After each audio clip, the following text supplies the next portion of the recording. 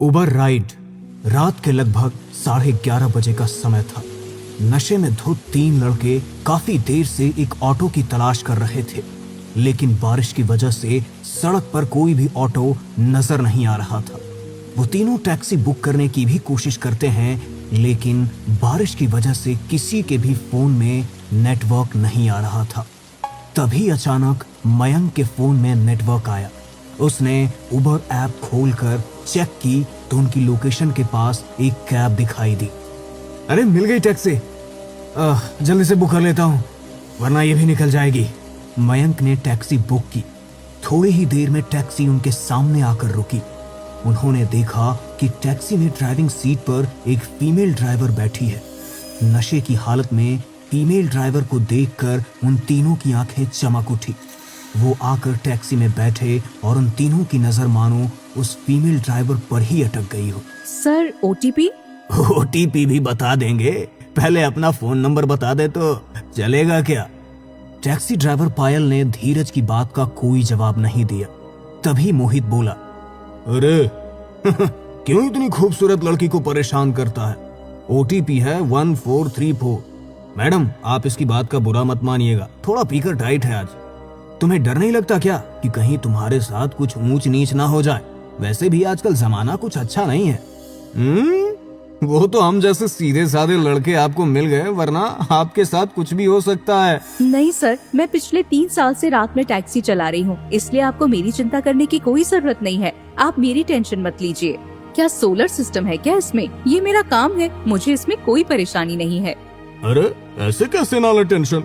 इतनी खूबसूरत लड़की रात में टैक्सी चलाने के लिए निकलेगी तो टेंशन तो हो ही जाएगी ना। वैसे अगर आपको काम की इतनी जरूरत है तो मैं आपको काम दे सकता हूँ, आप मेरे साथ चलिए ना। नहीं सर, मुझे कोई काम नहीं चाहिए, मैं ठीक हूँ।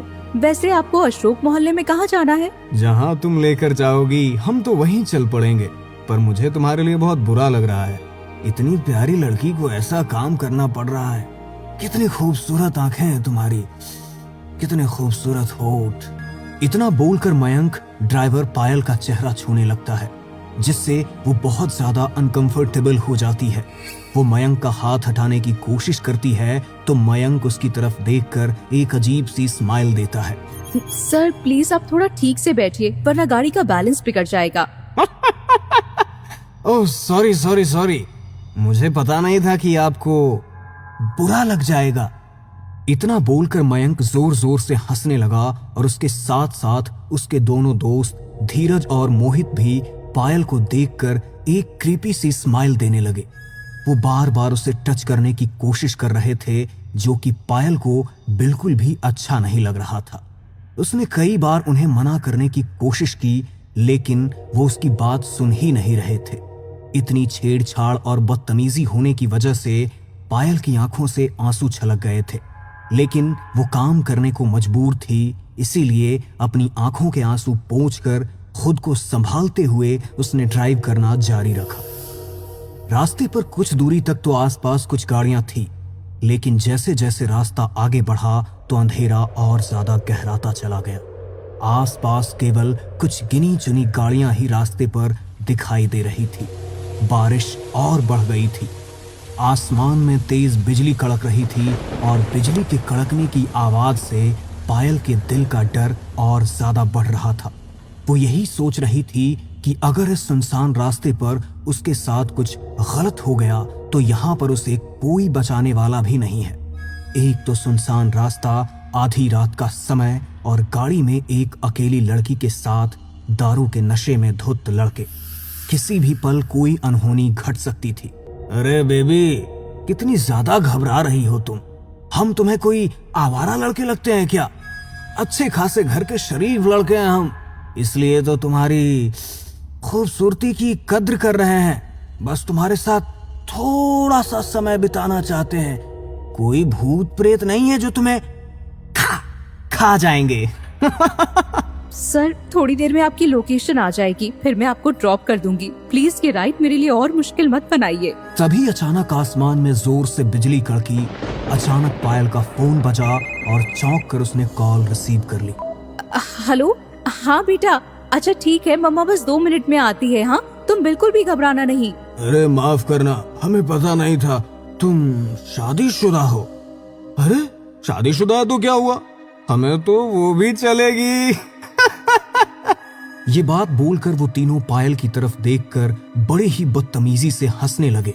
तभी पायल ने कहा, सर क्या आप मेरी एक हेल्प कर सकते हैं? अरे जाने मन, हेल्प? तुम तो जो मांगो वो तुम्हारे लिए हाजिर है, बोलो। सर एक्चुअली मेरा बेटा घर पर अकेला है और अकेले उसे बहुत डर लग रहा है। मेरा घर यहाँ पास में ही है, क्या मैं बस 1 मिनट के लिए अपने घर जा सकती हूँ? एक बार अपने बेटे को जाकर थोड़ा समझा दूंगी तो वो शांत हो जाएगा। सिंगल पेरेंट हूँ ना, और फैमिली में कोई और है भी नहीं, इसलिए सब खुद ही मैनेज करना पड़ता है। अरे हाँ हाँ तुम जाओ, कोई परेशानी वाली बात नहीं है, लेकिन बस आना जल्दी।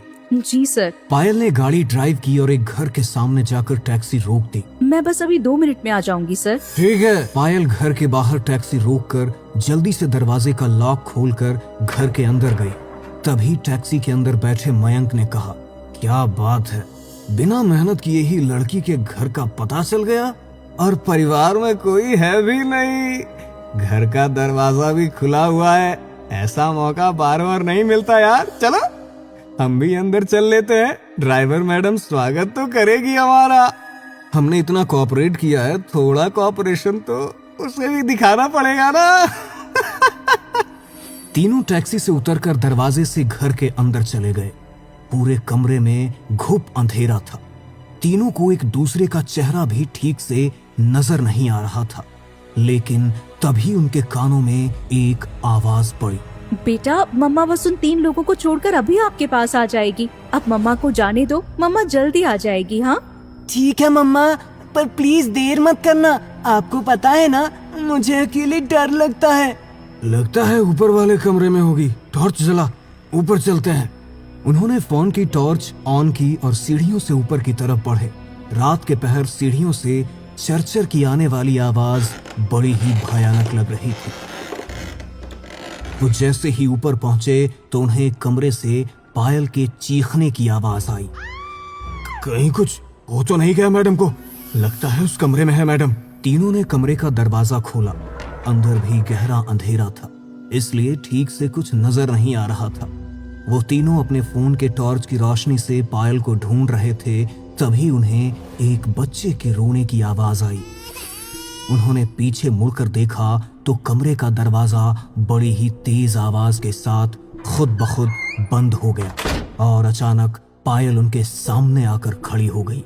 उसे अचानक अपने सामने देखकर वो तीनों घबरा गए। सर मैंने बोला था ना मैं बस 2 मिनट में आ रही हूँ, आपने मेरा इंतजार क्यों नहीं किया? आप मेरे घर में क्यों चले आए? हमने सोचा कहीं तुम्हें हमारी मदद की जरूरत हो तो हम आ गए। वैसे आज रात हम तीनों तुम्हारे घर रुकना चाहते हैं। बाहर कितनी बारिश हो रही है देखो ना, और तुम्हारा बच्चा भी घर पर अकेला है। तुम कहाँ पहले हमें छोड़कर आओगी और फिर वापस अपने घर आओगी, इसीलिए हम सोच रहे हैं आज रात यहीं रुक जाते हैं। चाहो तो बदले में तुम पैसे भी ले लेना। पायल के चेहरे पर गुस्सा साफ झलक रहा था। तभी अचानक बड़ी ही तेज बिजली कड़की। बिजली की रोशनी जैसे ही कमरे के अंदर पड़ी, पायल उनके सामने से कहीं गायब हो गई। उन्होंने इधर उधर टॉर्च मारकर देखा, लेकिन पूरे कमरे में पायल कहीं भी नजर नहीं आ रही थी। अचानक उन्हें अपने पीछे से किसी की दबी हुई हंसी की आवाज सुनाई दी। वो पीछे मुड़े, लेकिन अपनी आंखों के सामने का नजारा देखकर उनकी आत्मा सिहर उठी। उनकी आंखों के सामने पायल थी, लेकिन उसका रूप अब पहले जैसा सामान्य नहीं था। उसका पूरा शरीर सफेद पड़ चुका था। आंखें अंदर को धसी हुई बिल्कुल सफेद हो चुकी थी। चेहरे पर एक अजीब सी भयानक मुस्कान, मुंह से खून टपक रहा था और चेहरा गालों के पास से फटा हुआ था, मानो जैसे उसके सामने कोई चुड़ैल आकर खड़ी हो गई हो। उसकी ऐसी हालत देखकर डर के मारे उन तीनों का शरीर पसीने से भीगने लगा। उन तीनों का नशा तो जैसे एक ही चुटकी में गायब हो गया और उनका शरीर थर थर कांपने लगा। अरे क्या हुआ? तुम कुछ बोल क्यों नहीं रहे हो? तुम सब मेरे घर में रुकना चाहते हो ना? तो ठीक है, लेकिन शर्त ये है कि अब मैं तुम्हें यहाँ से बाहर नहीं जाने दूंगी। अब से तुम हमेशा मेरे साथ इसी घर के अंदर रहोगे। तुम मेरी बात समझ रहे हो ना, मैं क्या कह रही हूँ? देखो, हमें जाने दो, हमें नहीं रुकना यहाँ, हम तुमसे कुछ नहीं चाहते। चलो चलते हैं यहाँ से। इतनी आसानी से कैसे जाने दूं? उसने मयंक और धीरज के पेट में अपने पहने नुकीले नाखूनों को काट दिया और दोनों को पूरी ताकत से हवा में उठाकर दीवार की तरफ फेंक दिया। मोहित डर कर वहां से दरवाजे की तरफ भागा। वो जैसे ही दरवाजा खोलने की कोशिश करने लगा तो दरवाजे के अंदर से दो बड़े ही भयानक हाथ निकले। उन्होंने मोहित की गर्दन को कसकर पकड़ लिया। मोहित की गर्दन से खून टपकने लगा और वो बेसुध होकर नीचे गिर पड़ा। इसके बाद वो औरत मयंक की ओर बढ़ने लगी। मौका देखकर धीरज ने दरवाजे का हैंडल घुमाया और कमरे से बाहर निकल गए। कमरे से बाहर निकलते ही जैसे ही उसने एक कदम आगे बढ़ाया, उसके पैर किसी से टकराए। धीरज ने नीचे देखा, वहां मोहित की डेड बॉडी पड़ी हुई थी, जिसे देखकर धीरज घबरा जाता है। वो अपने चारों ओर देखता है। ये देखकर वो हैरान रह जाता है कि वो फिर से उसी कमरे में आ गया है और वो टैक्सी ड्राइवर उसके ठीक सामने खड़े हुए गुस्से में उसे ही घूर रही है। ये कैसे हो सकता है? अभी तो मैं इस कमरे से बाहर निकला था, फिर से इसी कमरे में कैसे आ गया? देखो, हम जानते हैं कि हम तुम्हारे साथ गलत करना चाहते थे, लेकिन मैं तुमसे माफी मांगता हूँ। हम आज के बाद फिर कभी किसी लड़की की तरफ आंख उठाकर भी नहीं देखेंगे। प्लीज हमें जाने दो। तुम्हें जाने दूं? लेकिन मैं तुम्हें कैसे जाने दूं? पिछले 2 साल से हर रात ये कैब लेकर मैं सड़कों पर तुम्हारी तलाश में ही तो निकलती हूँ। कब से तुम्हारा इंतजार था कि कब तुम मुझे मिलो और कब मैं तुम तीनों को अपने हाथों से मार कर अपना बदला लूं। अब मुझे इतना अच्छा मौका मिला है तो मैं तुम्हें जाने कैसे दे सकती हूँ? क्या पिछले 2 साल से तुम हमारा इंतजार कर रही हो? लेकिन हम तो तुम्हें जानते भी नहीं हैं। तुम्हारा हमसे भला क्या वास्ता है? देखो, हम तुम्हारे सामने हाथ जोड़ते हैं, प्लीज जाने दो हमें।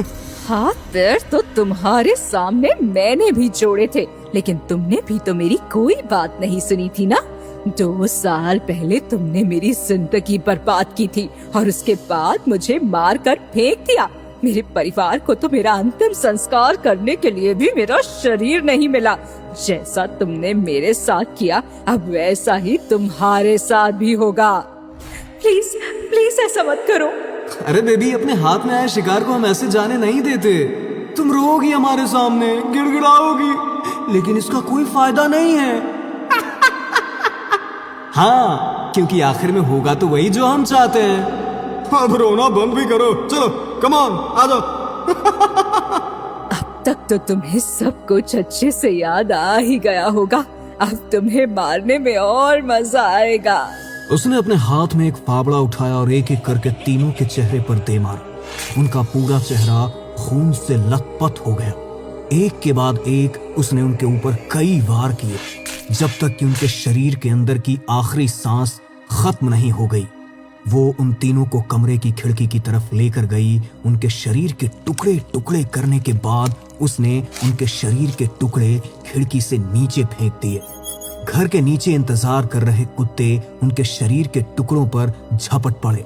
उन्होंने उनके शरीर का मांस नोच डाला और कभी किसी को उन तीनों के बारे में फिर कोई खबर नहीं मिली। अगले दिन उन तीनों का अधखाया शरीर सड़कों पर बिखरा मिला, लेकिन कोई नहीं जानता था कि मरने वाले कोई बेकसूर नहीं, बल्कि पिछली रात तो उन्हें उनके गुनाहों की सजा मिली है।